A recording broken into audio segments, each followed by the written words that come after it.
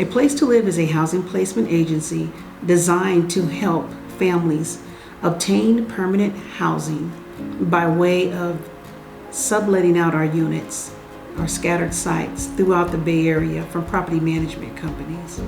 We work with those who are homeless, facing homelessness, and unable to obtain housing on their own due to poor credit, past evictions, lack of rental history, or any other barriers that make it a challenge to lease up on their own. And these could be people who have suffered from natural disasters, like those from Hurricane Katrina, or fires, local fires that we have in the area, and they're displaced. And we've also placed seniors, vulnerable senior population. It's very hard for them to get into housing because of lack of income, and it could be their credit as well, could be a barrier to them getting into housing. I want to introduce you to a lovely couple that came into our office a few months ago. They were unhoused and they were expecting any day. They attended the housing orientation workshop. They put in their application and they were approved for a lovely 1-bedroom unit. I'm very happy to say that they had a healthy baby girl and they are now thriving and looking for the future. So hi, my name is Javi Bracey. This is my girl, Raina. This is the baby, Revea. We are on the A Place to Live program. We were homeless, sleeping in car to car, family member to family member, different times. And she was pregnant, of course, because we just had the baby. And we heard about A Place to Live program. We looked into it, and it got us our first place. It got us off the streets, you know. Janice is a nice woman. It's a good program. We at the beginning, which we still got a lot more to go. Thanks to Janice for helping us out. Yeah, like he said, I was close to having my baby, and I had my baby, and she helped us out, was able to get us a place right a couple days after I had the baby, and we are thankful for her. We're still having a hard time gathering with furniture and things for the baby, but we got it. It'll be all right. We're doing okay, but we still could use a lot of help. So thank you, Janice, and thank you, A Place to Live.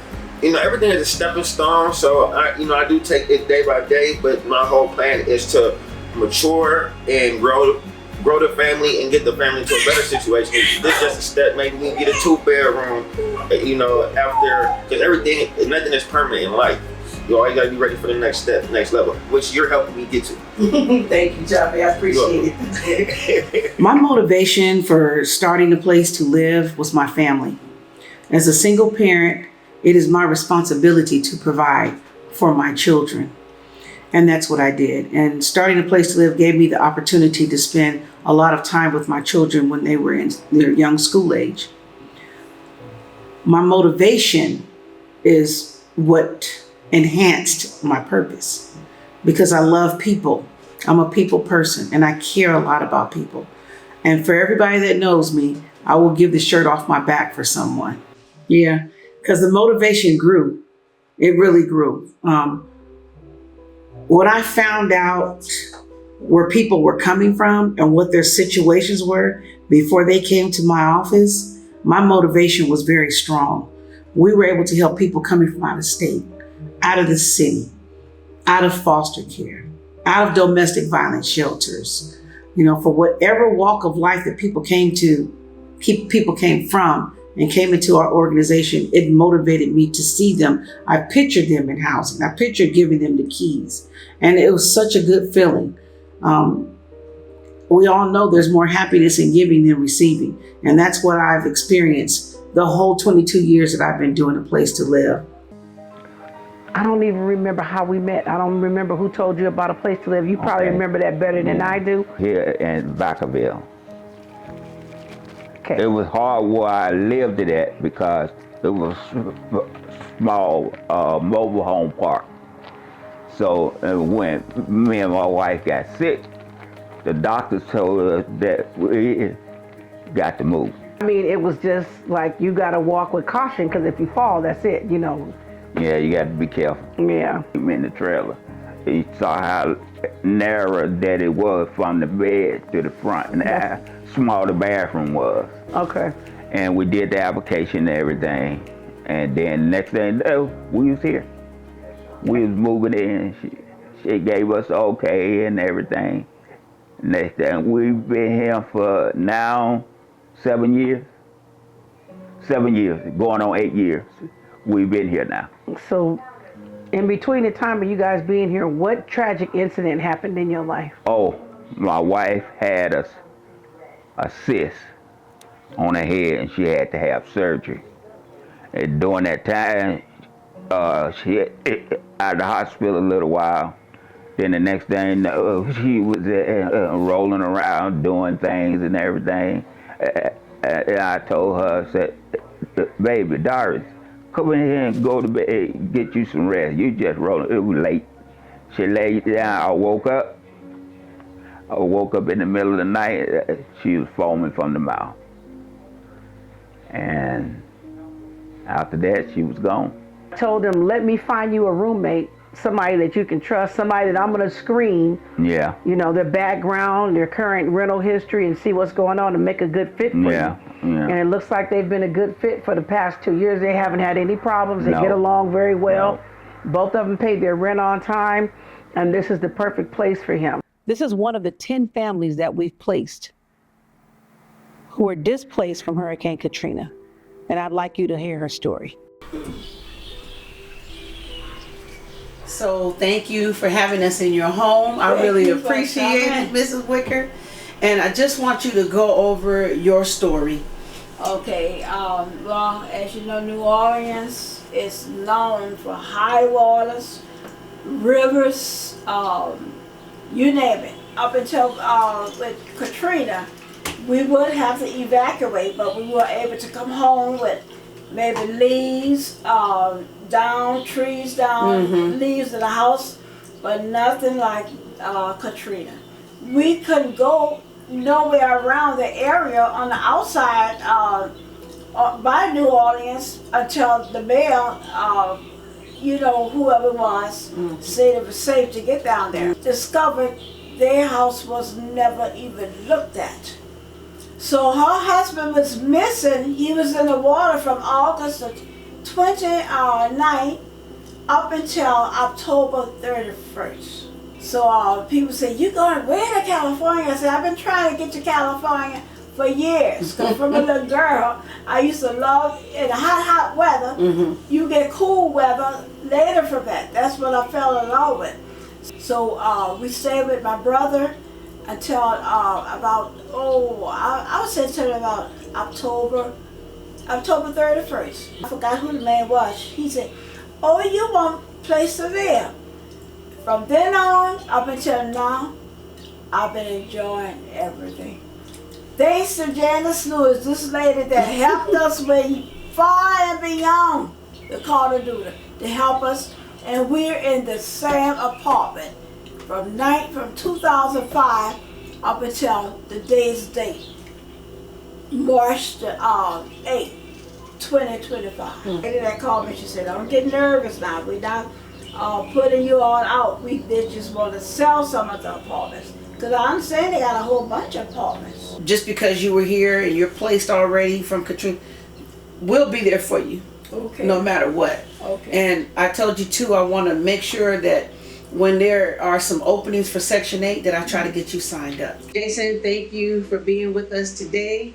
I just want to recap your story about your housing prior to a place to live, and then bring us up to date. And anything you'd like to add to it, be fine. Just be comfortable, relax. Found out by a mutual friend of ours, Carrie Wilson, and she told me and my then wife at the time about it. We were about to be evicted from our place, and something came about. We ended up getting into a place. We didn't take advantage of the program at the time. We ended up getting into another place, but the way it really turned out, we ended up getting, we were supposed to be evicted on one day, and the day before you came through with the keys to our new place, and so we ended up moving out of that place that night. We had nowhere to go, had the house packed up. I was ready to move us out of that situation to who knows where, we didn't know. But then you came through and we got the keys that night, and we ended up moving into a 2-bedroom place, really nice. How many in the family? So my ex-wife, she had 7 children. So 2 of which weren't really there, but yet, you know, they still considered to live there. Wow.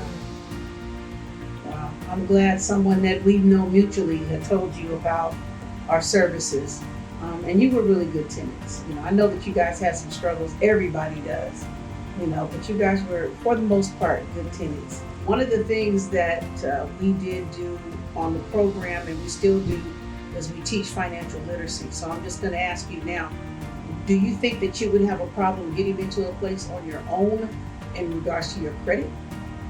No. Okay, and that's good. That's success, because when people come to us, they come with all different kind of issues and challenges and barriers to getting into housing on their own. So we actually make a way to remove those barriers, get you in a place, and then, you know, at least try to connect you to those financial literacy services, you know, the workshops and stuff. And we understand sometimes it's hard for people. We have a family of 5 or 7, and the head of the family's working and the mother's taking care of the children. We understand that. But that's what we want. And we want you guys to move on and thrive without having to go through another program. You know, it's important. And especially those that are really good tenants. You know, we actually have a mutual friendship over the years.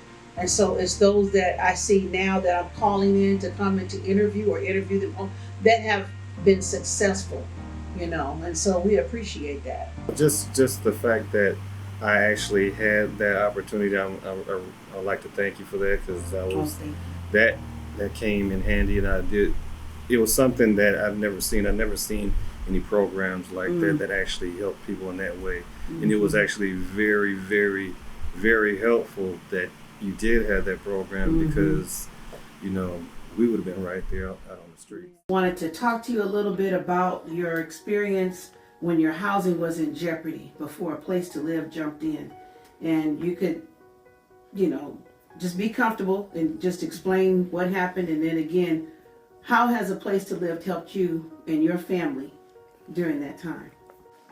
Well, mainly it was just walking me through the paperwork and kind of keeping me on task, because I actually missed the deadline, but I got some really good advice that helped me, and the whole process was very, very helpful for me. Okay. Because it was all new territory.